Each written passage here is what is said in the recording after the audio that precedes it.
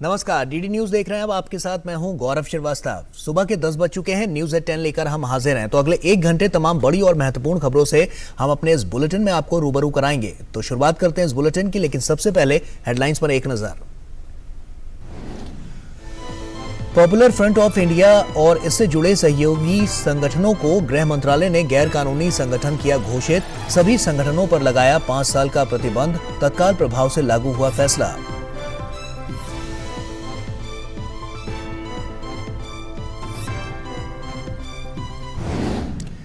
प्रधानमंत्री नरेंद्र मोदी आज अयोध्या में लता मंगेशकर चौराहे का वर्चुअल तरीके से करेंगे उद्घाटन। सरयू नदी के तट पर 7.9 करोड़ रुपए की लागत से विकसित किया गया है चौराहा।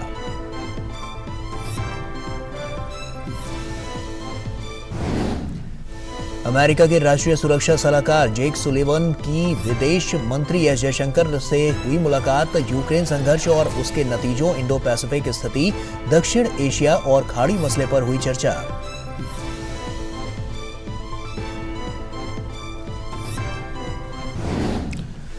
संयुक्त राष्ट्र सुरक्षा परिषद में भारत ने रूस यूक्रेन युद्ध पर रखा अपना पक्ष। कहा, यूक्रेन संघर्ष के लिए भारत का दृष्टिकोण बना रहेगा मानव केंद्रित।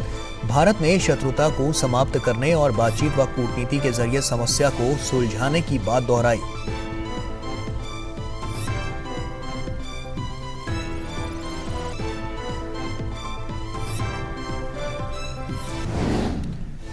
दिल्ली सरकार की शराब नीति मामले में एक और गिरफ्तारी। प्रवर्तन निदेशालय ने शराब कारोबारी समीर महेंद्रू को उसके घर से किया गिरफ्तार। इसके पहले सीबीआई ने इस मामले में कारोबारी विजय नायर को किया था गिरफ्तार।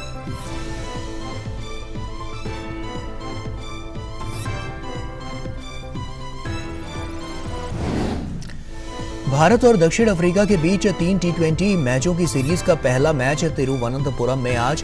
टी20 विश्व कप से पहले भारत के लिए यह सीरीज अहम।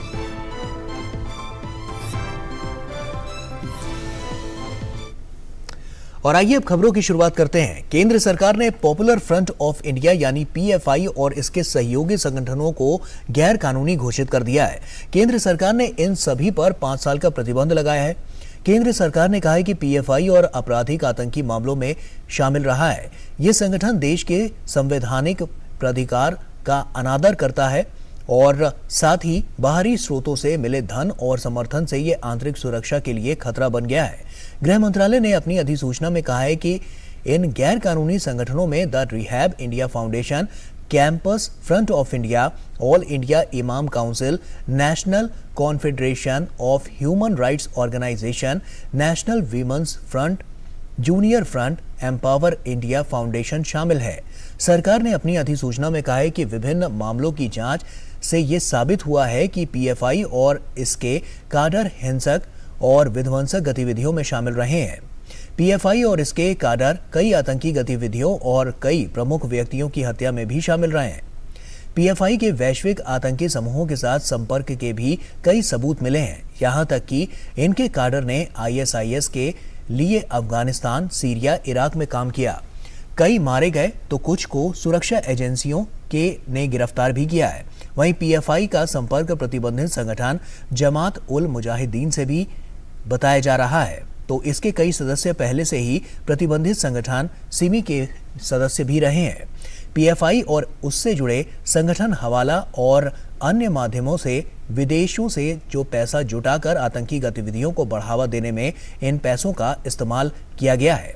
गृह मंत्रालय ने कहा है कि पीएफआई और उससे जुड़े संगठन देश विरोधी गतिविधियों में शामिल हो रहे हैं, जो देश की अखंडता, संप्रभुता और सुरक्षा के प्रतिकूल है। इससे देश में सांप्रदायिक माहौल खराब होने और उग्रवाद को प्रोत्साहन मिलने की आशंका है। इतना ही नहीं, अधिसूचना में यह भी कहा गया है कि पीएफआई समाज के एक वर्ग विशेष को कट्टर बनाकर लोकतंत्र को कमजोर कर रहा है। इससे पहले हाल ही में एनआईए और ईडी ने संगठन के ऊपर देशव्यापी छापेमारी की थी, जिसमें देश विरोधी गतिविधियों के कई अहम सबूत बरामद हुए थे। तो संगठन के 100 से ज्यादा नेताओं और काडर को गिरफ्तार भी किया गया था। कल ही कई राज्यों की पुलिस ने भी संगठन से जुड़े कई लोगों के घरों पर छापेमारी की थी और कई लोगों को गिरफ्तार भी किया था। पीएफआई पर प्रतिबंध के बाद केंद्रीय गृह मंत्रालय ने एक और अधिसूचना जारी की है। इसके मुताबिक राज्यों और केंद्र शासित प्रदेशों को यह ताकत दी गई है कि वो पीएफआई और इससे जुड़े संगठनों की गतिविधियों पर रोक लगाने के लिए यूएपीए कानून के अंतर्गत कार्रवाई कर सकते हैं। सुधाकर हमारे संवाददाता हमारे साथ जुड़ चुके हैं। सुधाकर का रुख करते हैं। सुधाकर, एक बड़ी कार्रवाई यहां पर लगातार देखने को मिली है और बीते कई दिनों से जो छापेमारी चल रही थी, तमाम दस्तावेज उसमें आए, उसी के बाद गृह मंत्रालय ने इतना बड़ा यह फैसला दिया। इस फैसले से कितनी बड़ी चोट उन लोगों तक पहुंचेगी जो लगातार इन गतिविधियों में शामिल थे? निश्चित तौर पर, और देखिए इसको गौरव, जो मोदी सरकार की आतंकवाद के प्रति जीरो टॉलरेंस की नीति है, उसके प्रतिफल के रूप में भी देखा जा सकता है। और हमने देखा कि बीते 7-8 वर्षों में एक तरह से देश में आतंक के खिलाफ जो कार्रवाई हुई है, उसके वजह से एक शांतिपूर्ण माहौल बना है।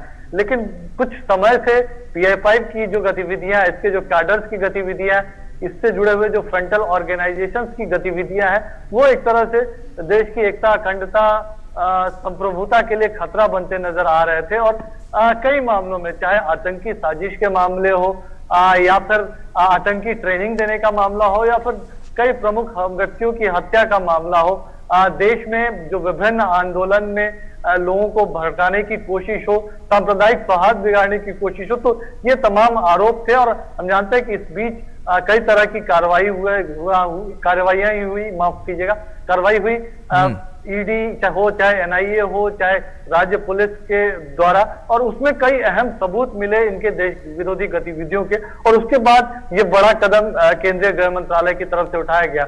और इसके आज के जो नोटिफिकेशन के बाद अगले 5 वर्षों के लिए पीएफआई और उससे जुड़े हुए करीब आधा दर्जन जो फ्रंटल ऑर्गेनाइजेशंस हैं, उन पर बैन रहेगा। और बैन का सीधा मतलब ये है कि ये किसी तरह का जो फाइनेंस है वो इकट्ठा नहीं कर सकते, जो गतिविधियां अपनी नहीं चला सकते। अगर कोई इसका सदस्य बनने की कोशिश करता है तो उस पर भी यूपीए कानून के अंतर्गत कार्रवाई हो सकती है। और राज्यों को भी ये हिदायत दी गई है, उनको भी कहा गया कि आप पीएफआई या इससे जुड़े हुए जो संगठन है जिसको प्रतिबंधित किया गया है, उनके खिलाफ यूपीए के अंतर्गत आप कार्रवाई कीजिए। तो अब देखिए, अभी बीते एक हफ्ते में करीब इसके 350 कार्यकर्ता या फिर लीडर जो इससे जुड़े हुए संगठनों के भी हैं, तो वो गिरफ्तार किए गए हैं। तो बड़ा क्रैकडाउन आतंक के खिलाफ, पीएफआई के खिलाफ। तो ऐसे में आतंकियों के जो अभी तक जो स्थितियां वहां पर देखने को मिली हैं और इसमें संलिप्तता पीएफआई की जिस तरह से नजर आ रही है, तमाम जो दस्तावेज मिले हैं वो बहुत बड़े खुलासे करते हैं और इसी के आधार पर गृह मंत्रालय ने इतना बड़ा फैसला दिया है। ऐसे में आगे की कार्रवाई में अब क्या देखने को मिल सकता है? क्या ये कार्रवाई यहीं तक आकर स्थगित हो जाएगी या कार्रवाई आगे भी बढ़ेगी और इसके तार अभी जहां जहां तक जुड़े हुए हैं उनके ऊपर भी कार्रवाई हो सकती है?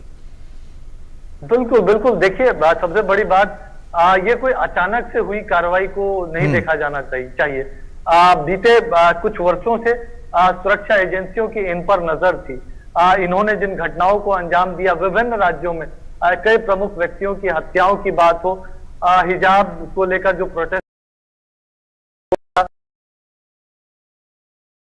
सामने आया, सीएए के खिलाफ प्रोटेस्ट और देश का माहौल बिगाड़ने में जो इनका रोल नजर आया। आपको याद होगा, हाल ही में पटना में पीएम मोदी की एक जनसभा थी, तो उसमें भी आतंकी हमले की इनकी योजना थी। ये आतंकी ट्रेनिंग भी दे रहे थे मध्य प्रदेश में। तो एक तरह से ये जो तमाम सबूत इनके खिलाफ आए, उसके बाद ये कार्रवाई की गई। और इसका सीधा मतलब ये है कि अब ये कार्रवाई और भी तेज की जाएगी। गौरव, और आपके सवाल का यही जवाब है कि एक तरह से ये जो संगठन है जड़ से उखड़े, इनके तमाम जो स्लीपर अगर सेल भी है, अगर कुछ कार्यकर्ता अगर छिपे भी हुए हैं, वो इस तरह की गतिविधियां चलाने की कोशिश करते हैं, तो उनको भी शिकंजे में लिया जाए। इनकी जो फाइनेंशियल रीढ़ है, जो ये विदेशों से हवाला के जरिए, अन्य माध्यमों के जरिए जब पैसा इकट्ठा कर रहे थे, तो उस फाइनेंशियल रीढ़ को तोड़ा जाए, तो और उसके जरिए एक तरह से संगठन को पूरी तरह से बेनकाब किया जाए, तो ये एक कोशिश रहेगी। तो मुझे लगता है कि आने वाले समय में और भी ज्यादा कार्रवाई केंद्र की तरफ से और राज्य की सुरक्षा एजेंसियों की तरफ से इनके खिलाफ हो सकती है। ये जो संगठन है जिसके बारे में लगातार जिक्र किया जा रहा है, उसमें तमाम नाम भी सामने आए हैं, क्या ऐसे में कोई बड़ा एक्शन आगे आने वाले दिनों में देखने को मिल सकता है? जी बिल्कुल बिल्कुल, देखिए, और ये जो दो नोटिफिकेशन जारी किए गए हैं, एक तो इस पीएफआई और उससे जुड़े हुए संगठनों को बैन करने को लेकर 5 वर्षों के लिए और किस गतिविधियों के आधार पर बैन किया गया उसकी जानकारी दी गई। लेकिन जो दूसरा नोटिफिकेशन गृह मंत्रालय की तरफ से दिया गया उसमें साफ तौर से लिखा गया है कि राज्यों को ये शक्ति प्रदान की जाती है कि वो यूएपीए कानून के अंतर्गत ये जो नोटिफिकेशन जारी किया गया जिन संगठनों के खिलाफ उस पर कार्रवाई करें। और सीधा मतलब यही है कि आप अगर एक बैंड ऑर्गेनाइजेशन की सदस्यता लेने की कोशिश करते हैं, उसकी गतिविधियों को संचालित करते हैं, आगे बढ़ाते हैं, तो आपके खिलाफ भी यूएपीए कानून के अंतर्गत कार्रवाई हो सकती है, जिसमें उम्र कैद तक की सजा का प्रावधान है।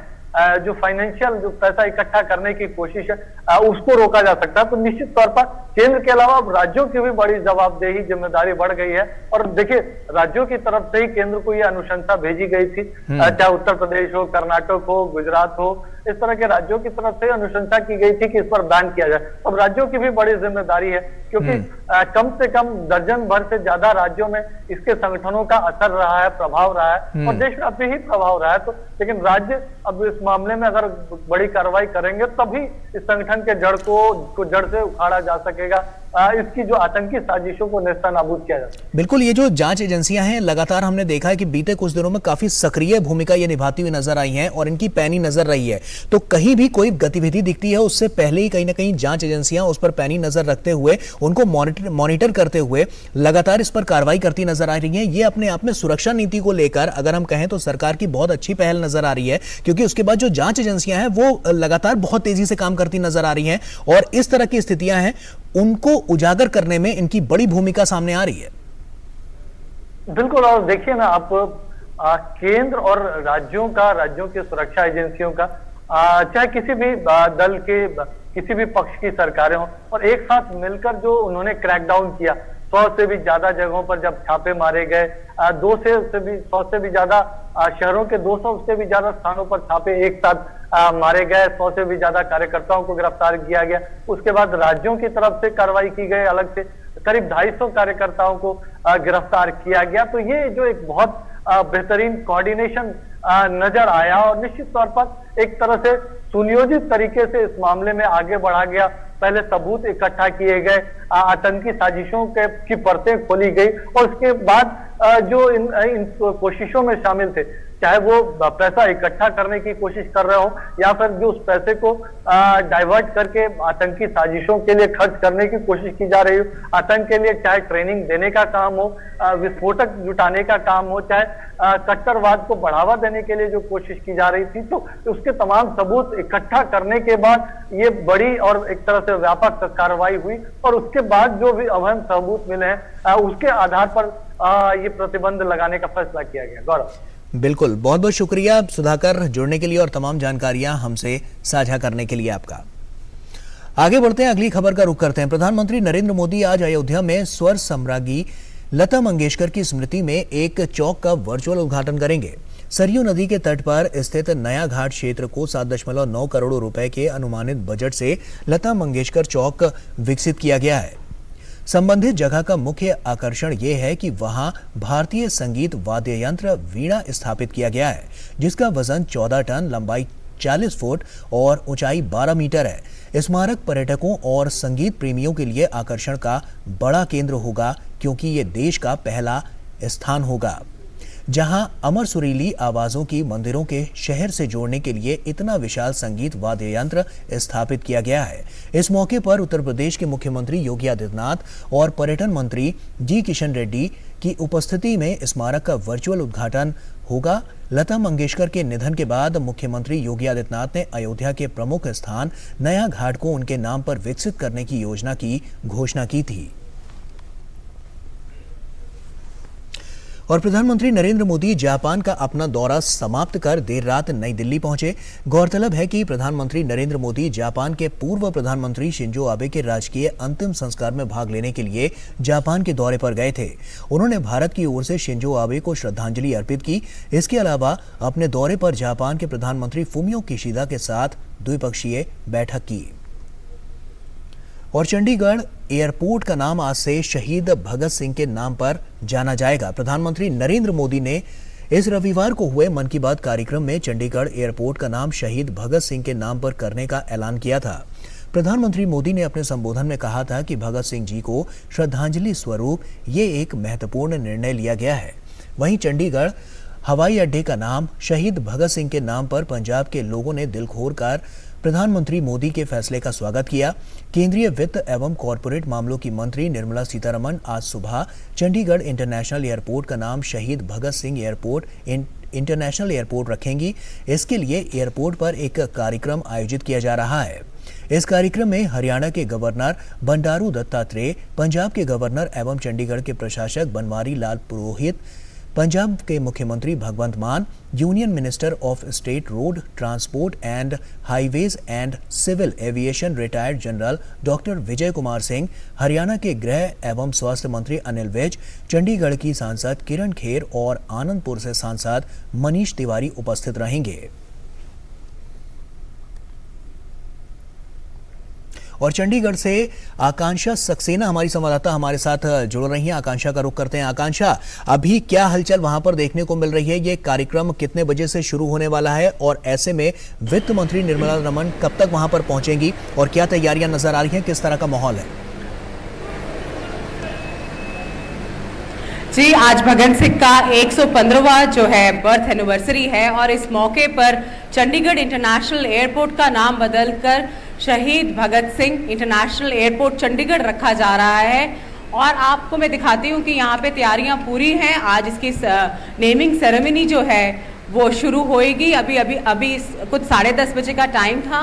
वित्त मंत्री निर्मला सीतारमण और गवर्नर पंजाब हरियाणा और पंजाब के जो वरिष्ठ नेता हैं, यहाँ के जो लोग हैं, वो सब यहाँ पर आएंगे और इस नेमिंग सेरेमनी में शामिल होंगे। मैं आपको बताना चाहूँगी कि चंडीगढ़ इंटरनेशनल एयरपोर्ट जो है वो मोहाली में पंजाब में स्थित है और इसमें हरियाणा और पंजाब का स्टेक है और एयरपोर्ट अथॉरिटी ऑफ इंडिया का 51% का स्टेक है। तो दोनों ही हरियाणा और पंजाब चाहते थे कि ये शहीद भगत सिंह के नाम पर इसका नाम रख दिया जाए और ठीक उनकी बर्थ एनिवर्सरी से पहले मन की बात में इस 25 सितंबर को प्राइम मिनिस्टर नरेंद्र मोदी ने अनाउंस किया था कि शहीद भगत सिंह के नाम पर चंडीगढ़ इंटरनेशनल एयरपोर्ट का नाम रखा जाएगा। तो आज जो है इसकी नेमिंग सेरेमनी है और अभी कुछ ही देर में जो है यहाँ पे सभी इम्पोर्टेंट जो डिग्नेटरीज हैं वो आ जाएंगे और इसका नाम जो है चंडीगढ़ इंटरनेशनल एयरपोर्ट चेंज होकर शहीद भगत सिंह इंटरनेशनल एयरपोर्ट चंडीगढ़ रख दिया जाएगा। बिल्कुल आकांक्षा, आपके आसपास काफी हलचल देखने को भी मिल रही है। ऐसे में लोगों की किस तरह की प्रतिक्रियाएं आ रही हैं? क्योंकि लगातार इस तरह की बात जब प्रधानमंत्री नरेंद्र मोदी ने मन की बात कार्यक्रम के जरिए की थी तो कहीं ना कहीं लोग काफी इससे खुश हुए थे और उन्होंने इस बात का बड़ा स्वागत भी किया था। तो कहीं ना कहीं एक बहुत बड़ी पहल है और ऐसे में जब नाम यहाँ पर बदल दिया जाएगा तो जो लोगों की डिमांड थी, जो लोग चाहते थे, वो अब उन तक पहुंच पाएगा। जी, भगत सिंह जो है वो इस रीजन के नहीं, पूरे भारत के जो है एक बहुत बड़ा नाम था और आज अगर ये पंजाबियों के लिए और इस रीजन के लोगों के लिए बहुत बड़ा एक त्योहार है और एक अवसर है और एक गिफ्ट है जो प्राइम मिनिस्टर नरेंद्र मोदी ने दिया है कि यहाँ का इंटरनेशनल एयरपोर्ट, चंडीगढ़ का जो इंटरनेशनल एयरपोर्ट है वो शहीद भगत सिंह के नाम से जाना चाहेगा। और यहाँ ये एक युवाओं में जो है भगत सिंह एक बहुत बड़ा नाम है वो, क्योंकि बहुत छोटी उम्र में ही उन्होंने शहादत देकर जो है भारत के लिए जो है इंडिपेंडेंस में बहुत बड़ा अपना योगदान दिया था।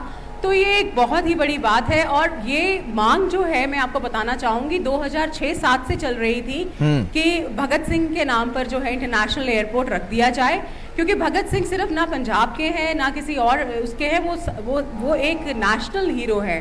तो नेशनल हीरो होने की वजह से वो चाहते थे कि एक ऐसा नाम जो है, एक हरियाणा और पंजाब में भी इस नाम को लेके थोड़ी सी जो अनबन थी वो इस नाम पर आकर जो है वो बिल्कुल पूर्ण विराम हो गया उस अनबन में। और दोनों ही स्टेट्स चाहती थी कि भगत सिंह के नाम पर चंडीगढ़ इंटरनेशनल एयरपोर्ट का नाम हो।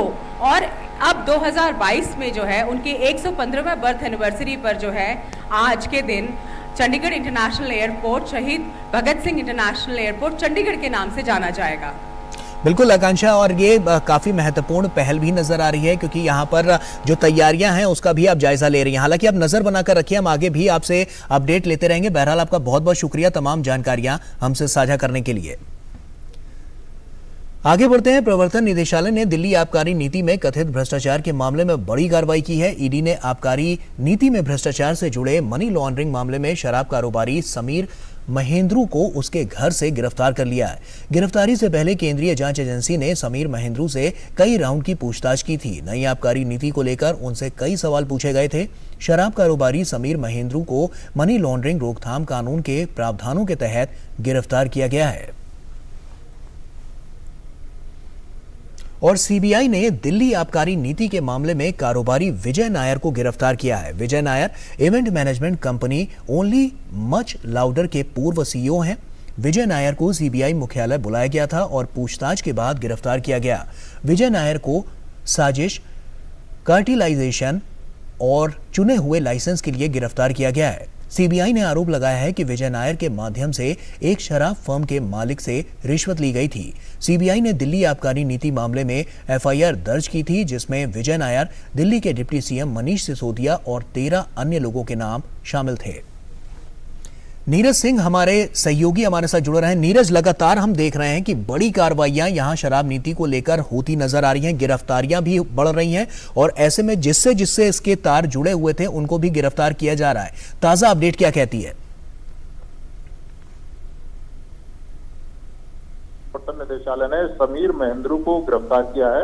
इंडो स्पिरिट के ये मालिक हैं और जब सीबीआई ने एफआईआर दर्ज करी थी तो उसमें समीर महेंद्रू का नाम था मनीष सिसोदिया के साथ। और उस समय सीबीआई ने रेड भी करी थी कई जगह और आपने देखा भी होगा कि मनीष सिसोदिया से लंबी पूछताछ हुई थी।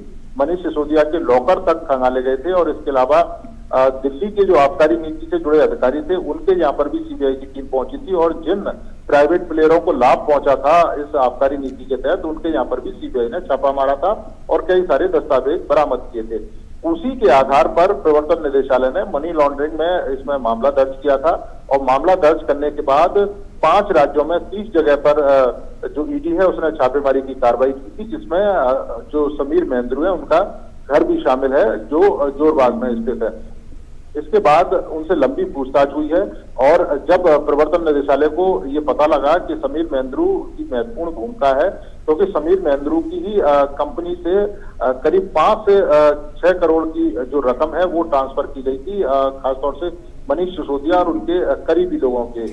अब सीबीआई ने भी इसमें आपने देखा है कि कार्रवाई करी थी और कल जिस तरीके से नायर को गिरफ्तार किया है, विजय नायर को, वो भी एक महत्वपूर्ण गिरफ्तारी है क्योंकि इवेंट मैनेजमेंट का काम करता था विजय नायर और कहीं ना कहीं मनीष सिसोदिया के काफी करीबी था और आज समीर महेंद्रू को गिरफ्तार कर लिया गया। इससे पहले भी अगर आप देखें कि अगर हम इस पूरे मामले को देखें गौरव, कि 8 जुलाई को जब दिल्ली के सेक्रेटरी ने दिल्ली के उपराज्यपाल को एक रिपोर्ट सौंपी थी और उसमें ये कहा था कि दिल्ली की आबकारी नीति में बड़े पैमाने पर अनियमितता हैं और प्राइवेट प्लेयर हैं जो खासतौर से शराब के कारोबारी हैं, उनकी लाइसेंस फीस माफ की गई और 144 करोड़ का जो नुकसान है राजस्व को हुआ। उसके बाद आपने देखा होगा कि एलजी महोदय ने कई सारे अधिकारियों को सस्पेंड किया और सीबीआई जांच की सिफारिश की। उसके बाद सीबीआई ने इसमें पूरा मामला दर्ज किया और अब छापेमारी की कार्रवाई की और सीबीआई की इस कार्रवाई पर सीबीआई की इस एफआईआर को ही संज्ञान में लिया था ईडी ने और उसके बाद तमाम दस्तावेज सीबीआई से ईडी ने मंगवाए और उसके बाद मनी लॉन्ड्रिंग का मामला दर्ज किया और महेंद्रू जो समीर महेंद्रू है उससे पूछताछ के बाद आज उसको गिरफ्तार कर लिया। तो कह सकते हैं कि एक बड़ी सफलता ईडी को मिली है क्योंकि एक बड़ा नाम है इंडो स्पिरिट का। बिल्कुल, ऐसे में अगर देखें तो विजय नायर का नाम भी काफी बड़ा है और विजय नायर को भी जब गिरफ्तार किया गया तो उनसे पूछताछ की गई है क्योंकि उनके ऊपर भी जो आरोप लगे हैं वो एक शराब फर्म के मालिक से रिश्वत ली गई थी, इस तरह के आरोप लगे हैं। तो ऐसे में अब हम अगर देखें तो जो लगातार जो छापेमारी चल रही है और जो लगातार दस्तावेज खंगाले जा रहे हैं तो इसमें अभी आगे और भी गिरफ्तारियां हो सकती हैं। देखिए बिल्कुल गिरफ्तारियां हो सकती हैं। विजय नायर बड़ा नाम है, आप सही कह रहे हैं। इवेंट मैनेजमेंट का ये काम करता था, कई शराब कारोबारी हैं उनसे इनकी नजदीकियां थी, मनीष सिसोदिया से इनकी नजदीकियां थी। इनडायरेक्ट तरीके से आपने देखा होगा कि जब भारतीय जनता पार्टी ने एक स्टिंग ऑपरेशन जारी किया था जिसमें सनी मारवा जो शराब कारोबारी हैं उनके पिता का एक स्टिंग था जिसमें वो ये कहते हुए पाए गए थे कि दिल्ली की जो आबकारी नीति है उसके तहत एक दिल्ली सरकार की एक नेता को बड़ी जो रकम है वो सीधे अगर आप उस तक पहुंचा देंगे तो आपको न केवल लाइसेंस मिल जाएगा बल्कि दुकानें खोलने की भी आपको परमिशन मिल जाएगी। ये भारतीय जनता पार्टी ने स्टिंग जारी भी किया था। और जिस तरीके से विजय नायर की भूमिका है, मनीष सिसोदिया के काफी करीबी हैं विजय नायर, और दिल्ली सरकार के कई सारे इवेंट मैनेजमेंट का काम भी वो देखते हैं। और इधर अगर हम महेंद्रू की बात करें, समीर महेंद्रू की, तो ये भी एक बड़ा नाम है इंडो स्पिरिट का। कई सारी जो ब्रांड है, चाहे विस्की की, चाहे हम वाइन्स की बात करें या फिर बियर की बात करें, तो उनको इंडो स्पिरिट बनाती है। और जब यहाँ पर ठेके दिए गए थे प्राइवेट प्लेयरों को, तो समीर महेंद्रू के पास भी एक बड़ा स्टेक था। और यही कारण है कि ये गिरफ्तारी बताती है कि कहीं ना कहीं दिल्ली सरकार की जो मुश्किलें हैं आने वाले समय में बढ़ेंगी, और भी कई सारे कारोबारी और भी कई सारे अधिकारी जो खासतौर से एक्साइज पॉलिसी से जुड़े थे, और इसके अलावा आम आदमी पार्टी के जो लोग डायरेक्ट इनडायरेक्ट इस पॉलिसी से लाभ ले रहे थे, उन पर भी शिकंजा कसा है। शुक्रिया नीरज, तमाम जानकारियां विस्तार से समझाने के लिए बहुत बहुत शुक्रिया आपका। आगे बढ़ते हैं। सुप्रीम कोर्ट ने 5 न्यायाधीशों की एक और संविधान पीठ का गठन किया है। यह संविधान पीठ 5 महत्वपूर्ण मामलों की सुनवाई करेगी, जिनमें 500 और 1000 रुपए के नोटों को बंद करने के केंद्र सरकार के 2016 के फैसले को चुनौती देने का मामला शामिल है। वर्तमान में प्रधान न्यायाधीश यूयू ललित और जस्टिस DY चंद्रचूड़ और जस्टिस संजय किशन कौल की अध्यक्षता वाली 5 न्यायाधीशों की संविधान पीठें विभिन्न विवादास्पद मुद्दों पर सुनवाई कर रही हैं। चौथी 5 संसदीय संविधान पीठ की अध्यक्षता जस्टिस S अब्दुल नजीर करेंगे, और इसमें justice BR Gavai, justice AS Bopanna, justice V Ramasubramanian और जस्टिस BV नागरत्ना शामिल होंगे। ये पीठ आज से 5 महत्वपूर्ण मामलों की सुनवाई करेगी। सबसे पहले ये केंद्र सरकार के 8 नवंबर 2016 के नोटबंदी के फैसले को चुनौती देने वाली 58 याचिकाओं की सुनवाई शुरू करेगी। और सुप्रीम कोर्ट की सुनवाई की लाइव स्ट्रीमिंग कल से शुरू हुई और पहले ही दिन 8 लाख से ज्यादा लोगों ने इसका लाइव प्रसारण देखा। सुप्रीम कोर्ट ने एक बयान जारी कर इसे एक ऐतिहासिक दिन बताया और कहा कि 8 लाख से ज्यादा लोगों ने इसका सीधा प्रसारण देखा।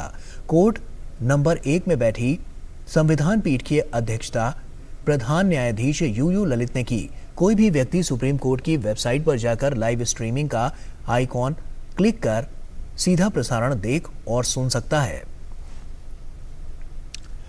आगे बढ़ते हैं। वाराणसी की ज्ञानवापी श्रृंगार गौरी मुकदमे से जुड़े मामले में इलाहाबाद हाई कोर्ट में आज एक बार फिर से सुनवाई होगी। इस मामले में 5 याचिकाएं दाखिल की गई थीं। इनमें से 3 याचिकाओं पर सुनवाई पूरी हो चुकी है। वाराणसी की अदालत से जारी विवादित परिसर का सर्वेक्षण ASI से कराए जाने के आदेश के खिलाफ दाखिल 2 याचिकाओं पर हाईकोर्ट में आज सुनवाई होगी। आज की सुनवाई में आर्कियोलॉजिकल सर्वे ऑफ इंडिया को अपना हलफनामा दाखिल करना है। साथ ही ASI के डायरेक्टर जनरल को व्यक्तिगत रूप से कोर्ट में पेश होना होगा। और वहीं लखीमपुर खीरी में एक बड़ा हादसा हो गया है। हादसे में 8 लोगों की मौत और 25 से अधिक लोग घायल हो गए हैं। जानकारी के मुताबिक एक बस और ट्रक के बीच सड़क दुर्घटना होने से 8 लोगों की मौत हो गई। वहीं घायलों को जिला अस्पताल पहुंचाया गया है। उत्तर प्रदेश के मुख्यमंत्री योगी आदित्यनाथ ने लखीमपुर खीरी में सड़क हादसे पर दुख प्रकट किया। मुख्यमंत्री ने जिलाधिकारी और पुलिस के वरिष्ठ अधिकारियों को मौके पर जाकर राहत कार्य युद्ध स्तर पर कराने व घायलों को तत्काल अस्पताल पहुंचाकर उनके समुचित उपचार के निर्देश दिए हैं। इसके साथ ही उन्होंने घायलों के शीघ्र स्वस्थ होने की भी कामना की है। जम्मू कश्मीर की बात करें तो जम्मू कश्मीर के कुलगाम में सुरक्षा बलों को बड़ी कामयाबी मिली है। सुरक्षा बलों ने मुठभेड़ में 2 आतंकी ढेर कर दिए हैं। पुलिस ने बताया कि सुरक्षा बलों को कुलगाम के आहवाटू इलाके में आतंकवादियों की मौजूदगी की सूचना मिली थी, जिसके बाद वहां घेराबंदी कर तलाशी अभियान शुरू कर दिया गया था। एक की पहचान मोहम्मद आसिफ वानी और दूसरे की मोहम्मद शफी गनी के रूप में हुई है। वहीं इनके पास पुलिस ने 2 AK-47 राइफल और गोला बारूद भी बरामद किया है। राजस्थान की बात करें तो राजस्थान में सियासी संकट थमने का नाम नहीं ले रहा। कांग्रेस की राजस्थान इकाई में पैदा हुए संकट के बीच पार्टी की अनुशासनात्मक समिति ने शांति धारीवाल, महेश जोशी और धर्मेंद्र राठौर को कारण बताओ नोटिस जारी किया है। अनुशासन समिति के सचिव और राष्ट्रीय महासचिव तारिक अनवर ने इन नेताओं को नोटिस जारी करके कहा है कि इन नेताओं ने कांग्रेस द्वारा बुलाई गई विधायक दल की बैठक में जाने के बजाय अपने निवास पर समान अंतर बैठक कराकर अनुशासनहीनता की कार्रवाई की है। इससे पहले पार्टी पर्यवेक्षकों ने घोर अनुशासनहीनता के लिए मुख्यमंत्री अशोक गहलोत के करीबी तीनों नेताओं के खिलाफ अनुशासनात्मक कार्रवाई की अनुशंसा की थी। और दिल्ली पुलिस कमिश्नर संजय अरोड़ा ने ट्रैफिक व्यवस्था में सुधार, भ्रष्टाचार और आतंकवाद की दिशा में काम करने के लिए नई कमेटी बनाने के निर्देश दिए हैं। कमिश्नर संजय अरोड़ा ने कई अधिकारियों को अपनी इकाइयों का अध्ययन करने और सुधार के लिए क्षेत्रों को देखने के लिए कहा है। संजय अरोड़ा ने पुलिस मुख्यालय में 16 अधिकारियों से चर्चा की। अधिकारियों को 8 समितियों में बांटा गया और उन्हें अपनी कार्य योजना तैयार करने को कहा गया है। वहीं एक कमेटी को एंसिलरी यूनिट को बेहतर बनाने का जिम्मा भी सौंपा गया है और इसके अलावा दिल्ली में दंगे और आतंकवाद को रोकने के लिए 2 अधिकारियों को काम भी सौंपा गया है। पुलिस की एक इकाई में फिंगरप्रिंट ब्यूरो, डॉग स्क्वाड, बम स्क्वाड आदि मामले की गहनता से जांच करेगी। उत्तर प्रदेश की योगी सरकार ने कल हुई कैबिनेट की बैठक में अहम फैसला लिया है। कैबिनेट की बैठक में बुंदेलखंड में पहले टाइगर रिजर्व को मंजूरी दी गई। फैसले के मुताबिक बुंदेलखंड के पहला बाघ अभयारण्य बनेगा और जिसका नाम रानीपुर टाइगर रिजर्व होगा। इसके अलावा चित्रकूट जिले में भी एक अभयारण्य बनाने का फैसला लिया गया है। इस अभयारण्य में बाघ, तेंदुआ, भालू का घर, चित्तीदार हिरण, सांभर, चिंकारा और विविध पक्षी और अन्य स्तनधारी जीव रहेंगे। उत्तर प्रदेश के विंध्याचल में काशी विश्वनाथ कॉरिडोर की तर्ज पर विंध्याचल कॉरिडोर का निर्माण किया जा रहा है। इसे 224 करोड़ रुपए की लागत से एक पर्यटन स्थल और धार्मिक नगरी के रूप में विकसित किया जाएगा। नवरात्र के पूर्व ही मुख्यमंत्री योगी आदित्यनाथ ने इस स्थान का दौरा कर यहां पर चल रहे निर्माण कार्यों का जायजा लिया था। मुख्यमंत्री योगी आदित्यनाथ ने निर्माण कार्यों को जल्दी पूरा करने के निर्देश भी दिए थे। 224 करोड़ की लागत से कॉरिडोर का निर्माण किया जा रहा है। कॉरिडोर के बन जाने के बाद मां गंगा के तट से विधान तक सीधा रास्ता हो जाएगा, जो पूरी तरह से वैसा ही होगा जैसा वाराणसी में काशी विश्वनाथ से गंगा तक का है। विकास कार्यों को देखकर नवरात्र मेले में आने वाले श्रद्धालु उत्साहित दिखाई दे रहे हैं। और वहीं शारदीय नवरात्रि का आज तीसरा दिन है। नवरात्रि के 9 दिनों तक मां दुर्गा के अलग अलग स्वरूपों की आराधना की जाती है। नवरात्रि के तीसरे दिन आज मां दुर्गा की तीसरी शक्ति चंद्रघंटा की पूजा की जाती है। श्रद्धालु मंदिरों में मां से स्वास्थ्य, समृद्धि और सुख शांति की प्रार्थना करने पहुंच गए हैं। मंदिरों में श्रद्धालुओं की भीड़ उमड़ रही है। मां के मंदिर में सुबह से ही भक्तों की लंबी लंबी कतारें लगी हुई हैं। लोग दूर दूर से मां के दर्शन के लिए पहुंच रहे हैं। देश के हर एक क्षेत्र में शारदीय नवरात्र की छठा ही निराली होती है। पश्चिम बंगाल में दुर्गा पंडाल की आभा अनोखी होती है, तो गुजरात में दांडिया महोत्सव अपनी ही छठा बिखेरता है। और नवरात्रि के तीसरे दिन आज मां दुर्गा की तीसरी शक्ति चंद्रघंटा की पूजा की जा रही है। प्रधानमंत्री नरेंद्र मोदी ने ट्वीट कर कहा कि नवरात्रि में आज दुर्गा मां के तीसरे स्वरूप देवी चंद्रघंटा की पूजा आराधना का दिन है। उनकी असीम कृपा से हर किसी का जीवन वीरता और विनम्रता से सुशोभित हो, यही प्रार्थना है। भगत सिंह की 115वीं जयंती पर प्रधानमंत्री नरेंद्र मोदी ने अपने ट्वीट संदेश में कहा कि मैं शहीद भगत सिंह जी की उनकी जयंती पर उन्हें नमन करता हूं। उनका साहस हमें बहुत प्रेरित करता है। हम अपने राष्ट्र के लिए उनके दृष्टिकोण को साकार करने के लिए अपनी प्रतिबद्धता को दोहराते हैं। और वहीं भगत सिंह की 115वीं जयंती पर केंद्रीय गृह मंत्री अमित शाह ने ट्वीट में कहा कि भारत की स्वाधीनता और सुनहरे कल के लिए हंसते हंसते अपना जीवन बलिदान कर देने वाले अमर शहीद भगत सिंह जी की जयंती पर उनके चरणों में नमन करता हूं। देशभक्ति, साहस व राष्ट्र समर्पण की मिसाल उनका जीवन युगों युगों तक देशवासियों को राष्ट्र हित सर्वोपरि की प्रेरणा देता रहेगा। और भारतीय सेना की आर्टिलरी रेजिमेंट की स्थापना 28 सितंबर 1827 को हुई थी। आज रेजिमेंट अपना 196वां स्थापना दिवस मना रहा है।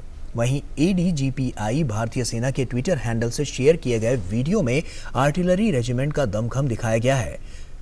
2.5 इंच आर्टिलरी गन से शुरुआत करने वाली इस रेजिमेंट के पास आज दुनिया के आधुनिकतम हथियार हैं। रेजिमेंट के स्थापना दिवस को गनर्स डे के तौर पर भी जाना जाता है। सेना अध्यक्ष जनरल मनोज पांडे ने गनर्स डे की शुभकामनाएं दी।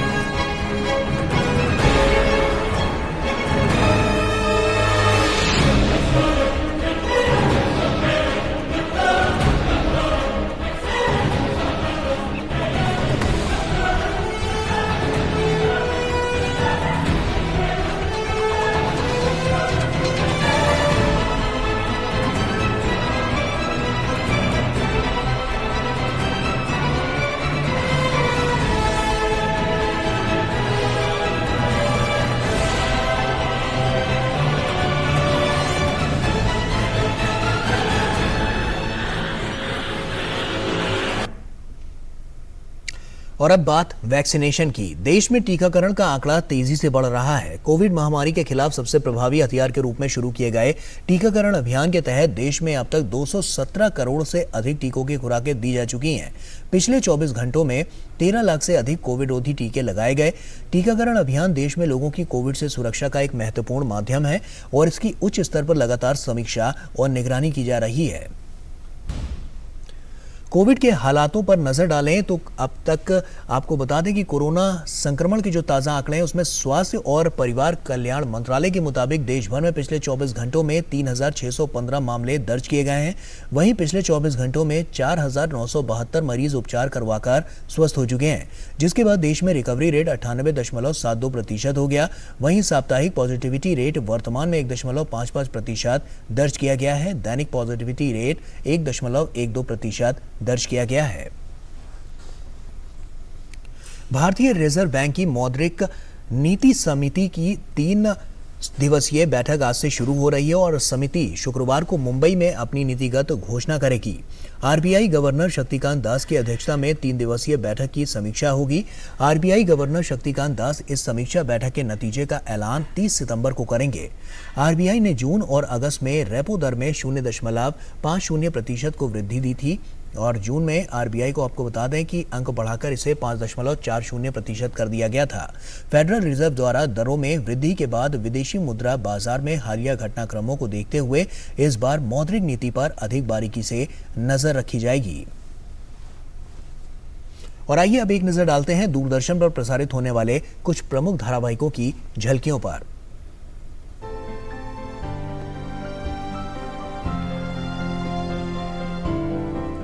नमस्कार, आप देख रहे हैं डीडी प्रीमियर्स और आपके साथ मैं हूं शहला निगार। अपने इस खास प्रोग्राम में हम बात करते हैं दूरदर्शन के विभिन्न नेटवर्क्स पर प्रसारित होने वाले शानदार धारावाहिकों की।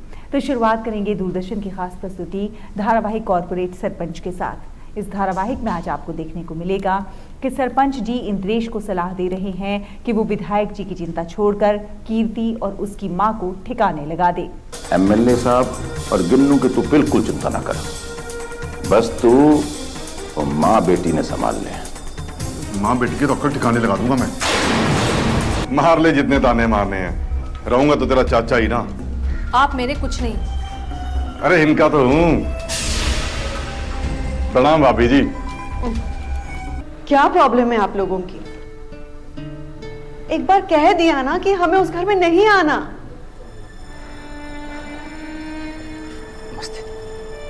ठीक है सर्वेश, ये सब करने की जरूरत नहीं है।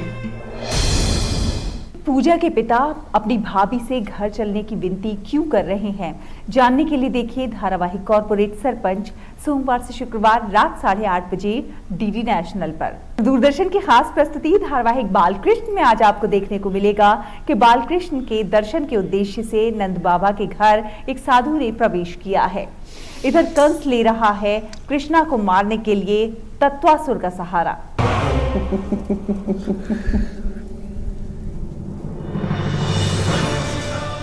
तेरा अंत आ गया कृष्णा। यशोदा रानी, द्वार पर एक ब्राह्मण साधु आए हैं और वो लल्ला के दर्शन करना चाहते हैं। वत्सासुर, वत्सासुर। तुम्हारी मुक्ति का समय, हमारी मुक्ति का समय, हमारी मुक्ति का समय आ गया है, आ गया है। तो क्या कंस अपनी इस चाल में कामयाब हो पाएगा? जानने के लिए देखिए धारावाहिक बालकृष्ण सोमवार से शुक्रवार रात 9 बजे डीडी नेशनल पर। तो दूरदर्शन के विभिन्न नेटवर्क्स पर प्रसारित होने वाले इन शानदार धारावाहिकों का आप उठाते रहिए आनंद। हमें दीजिए अनुमति। नमस्कार।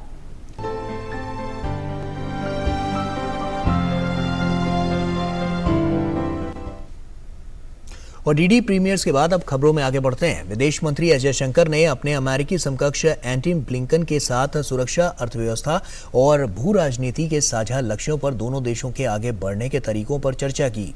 दोनों नेताओं ने द्विपक्षीय और क्षेत्रीय मुद्दों पर काफी देर तक चर्चा की। मंगलवार को हुई ये बैठक 1 घंटे से अधिक समय तक चली।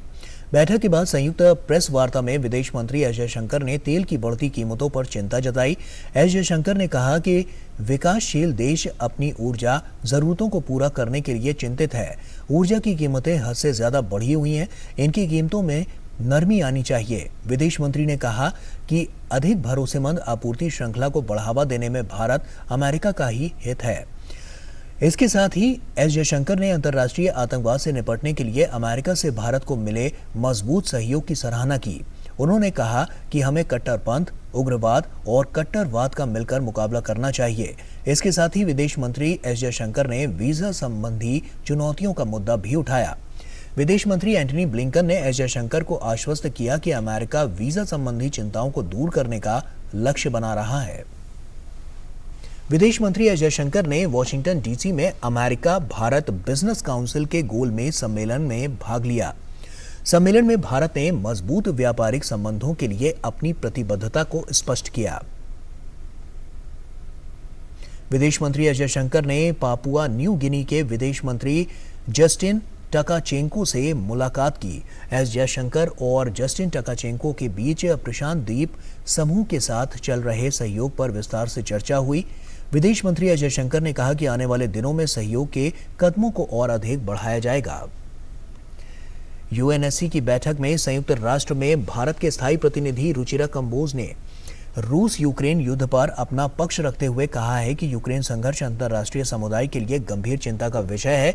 भारत ने बार बार शत्रुता को तत्काल समाप्त करने और बातचीत और कूटनीति के माध्यम से इस संघर्ष को हल करने की आवश्यकता का आह्वान किया है। The trajectory of the Ukraine conflict is a matter of profound concern for the international community. India has repeatedly called for an immediate cessation of hostilities and the need to resolve the ongoing conflict through dialogue and diplomacy. This was also stated unequivocally by Prime Minister Modi during his meeting with President Putin in the sidelines of the recent SCO summit in Tashkent. We firmly believe that the global order should be anchored on international law, the UN Charter, and respect for the sovereignty and the territorial integrity of states. और वहीं संयुक्त राष्ट्र में भारत के स्थायी प्रतिनिधि रुचिरा कंबोज ने कहा है कि यूक्रेन संघर्ष के लिए भारत का दृष्टिकोण मानव केंद्रित बना रहेगा। हमारी ओर से हम यूक्रेन को मानवीय सहायता और आर्थिक संकट के तहत दक्षिण में अपने कुछ पड़ोसियों को आर्थिक सहायता प्रदान कर रहे हैं। India's approach to the Ukraine conflict will continue to be human-centric. On our part, we are providing both humanitarian assistance to Ukraine and economic support to some of our neighbors in the global south under economic distress, even as they stare at the escalating costs of food, of fuel, and of fertilizers, which has been a consequential fallout of the ongoing conflict. रूस Ukraine जंग से यूरोपीय देश इन दिनों भयानक ऊर्जा संकट से जूझ रहे हैं। ऐसे में गैस पाइपलाइनों में पाए गए लीक से ये संकट और भी ज्यादा बढ़ गया है। बाल्टिक सागर में रूस की गैस पाइपलाइन नॉर्ड स्ट्रीम में असामान्य रिसाव पाया गया है। कई देशों ने गैस पाइपलाइनों पर क्षति पहुंचाए जाने की आशंका जताई है। यूरोप ने रूस नॉर्ड स्ट्रीम गैस पाइपलाइन पर हमले की जांच शुरू कर दी है। जर्मनी ने कहा है कि गैस पाइपलाइन को सोची समझी चाल के तहत नुकसान पहुंचाया जा रहा है। वहीं पोलैंड के प्रधानमंत्री ने भी पाइपलाइन में जानबूझकर क्षति पहुंचाए जाने की आशंका जाहिर की है। अमेरिकी विदेश सचिव ने कहा है कि गैस पाइपलाइन को नुकसान पहुंचाने से किसी का भी हित नहीं है। बताया जा रहा है कि नॉर्ड स्ट्रीम 1 और 2 पाइपलाइन पर 3 लीक हुए हैं और जो कि प्राकृतिक गैस से भरे हुए हैं। क्राउन प्रिंस मोहम्मद बिन सलमान सऊदी अरब का प्रधानमंत्री उन्हें नियुक्त किया गया।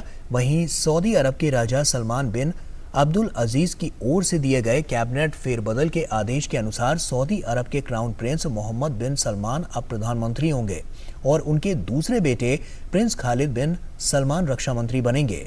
इस कैबिनेट फेरबदल में यूसुफ बिन अब्दुल्ला बिन मोहम्मद अल बनियान को शिक्षा मंत्री नियुक्त किया गया है। प्रिंस सलमान तेल पर निर्भरता से अर्थव्यवस्था में विविधता लाने के प्रयासों का नेतृत्व करेंगे और सऊदी के लिए रोजगार पैदा करने और वित्तीय सुधारों के लिए कई बदलावों की घोषणा भी की गई थी। प्रिंस सलमान के हाई प्रोफाइल सामाजिक सुधारों में सिनेमा और सार्वजनिक मनोरंजन की अनुमति की पहल शामिल है। उन्होंने सऊदी अरब में महिलाओं के ड्राइविंग पर लगे प्रतिबंध को भी समाप्त कर दिया था। और बॉलीवुड की मशहूर गायिका लता मंगेशकर की आज जयंती है। 28 सितंबर को इंदौर में जन्मी लता मंगेशकर ने देश विदेश में लोकप्रियता के कीर्तिमान स्थापित किए।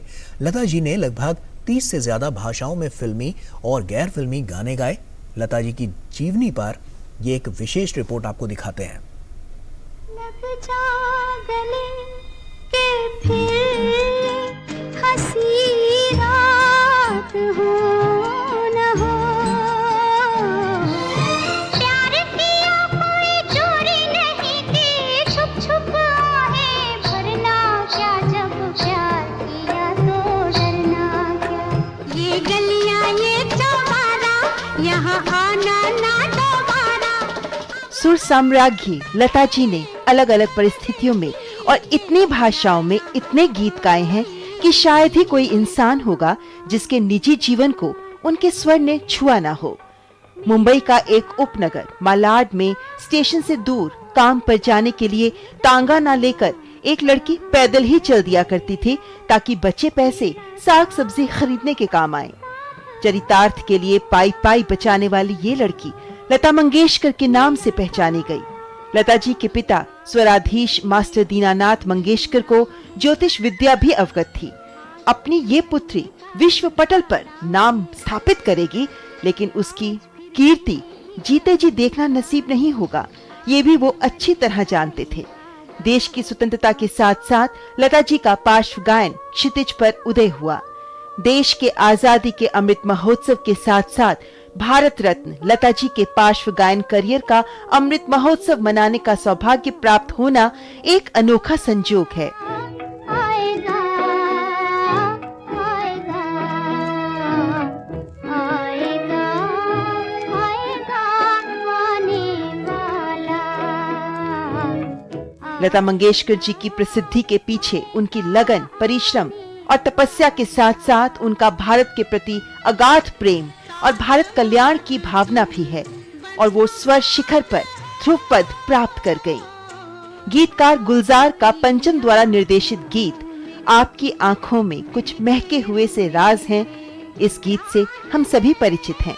आपकी बातों में फिर कोई शरारत तो नहीं, बेवजह तारीफ करना आपकी आदत तो नहीं। इस गीत के अंतरे में आने वाले बदमाश शब्द पर लता जी को आपत्ति होगी, ऐसा पंचम दा का कयास था। रिकॉर्डिंग के समय उसे हल्की हंसी के साथ गाकर अलग खुमार लाया गया। लता जी के गायन की एक और खूबी ये रही कि उन्होंने अभिनेत्रियों को अपनी आवाज के साथ साथ गीत की आत्मा भी दी। देखी है उन आँखों की महकती खुशबू, हाथ से छू के इसे रिश्तों का इल्जाम न दो। उनके गीत अलग अलग कालखंड की अभिनेत्रियों पर बिल्कुल सटीकता से सजे।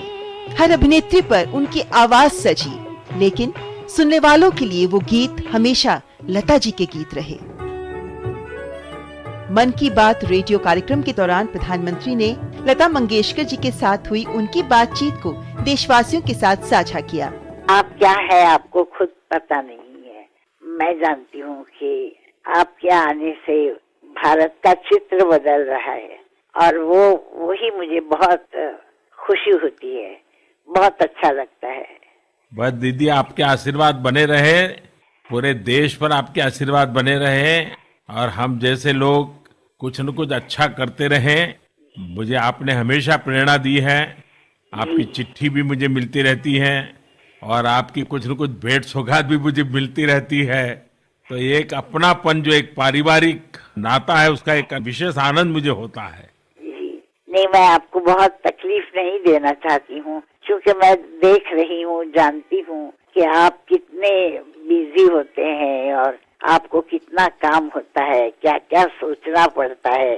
जब आप जाके अपनी माताजी को पाँव छू के आए, देखा, तो मैंने भी किसी को भेजा था उनके पास और उनका आशीर्वाद लिया।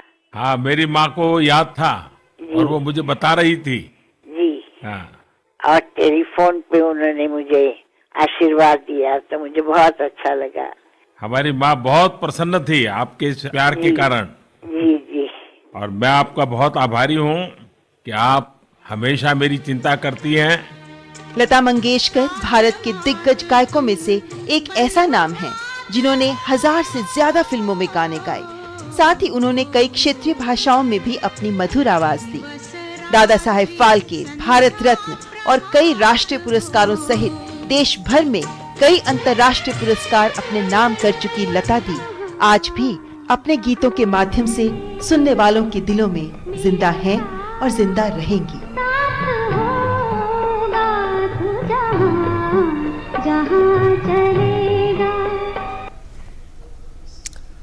और वहीं प्रधानमंत्री नरेंद्र मोदी ने दिवंगत दिग्गज गायिका लता मंगेशकर को उनकी जयंती पर याद किया। प्रधानमंत्री मोदी ने अपने ट्वीट संदेश में कहा, लता दीदी की जयंती पर उन्हें नमन।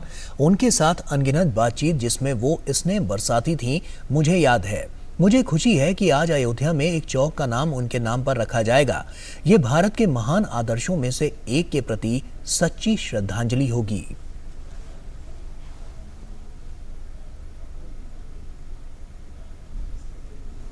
और इसी के साथ न्यूज़ एट 10 में फिलहाल अभी के लिए इतना ही। हमारी पूरी टीम को दीजिए इजाजत। आप बने रहिए डीडी न्यूज़ के साथ। नमस्कार।